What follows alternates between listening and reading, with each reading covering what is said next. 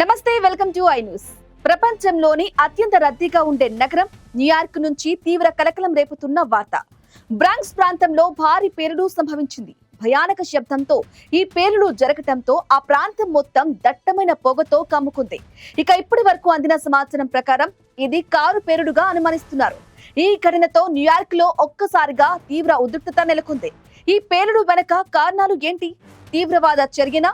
ఎంతవరకు నష్టం జరిగింది? న్యూయార్క్ సిటీ ఇక్కడ ఇప్పుడు షాకింగ్ వాతావరణం నెలకొంది.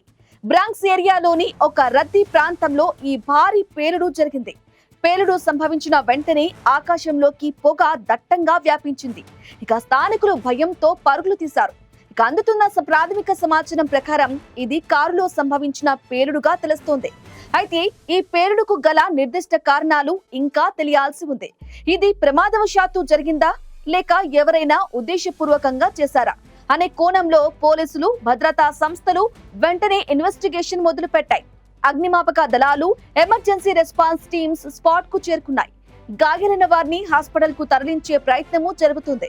ఇక పేలుడు ధాటికి పరిసరాల్లోని కొన్ని భవనాలు కూడా స్వల్పంగా దెబ్బతిన్నట్లు తెలుస్తోంది. ప్రస్తుతం ఆ ప్రాంతాన్ని పోలీసులు అధీనంలోకి తీసుకున్నారు. ప్రజలను అక్కడికి రాకుండా కట్టడి చేశారు. ప్రపంచంలోనే కీలకమైన నగరంలో జరిగిన ఈ పేలుడు గ్లోబల్ సెక్యూరిటీపై మరోసారి ప్రశ్నలు లేవనెత్తుతోంది.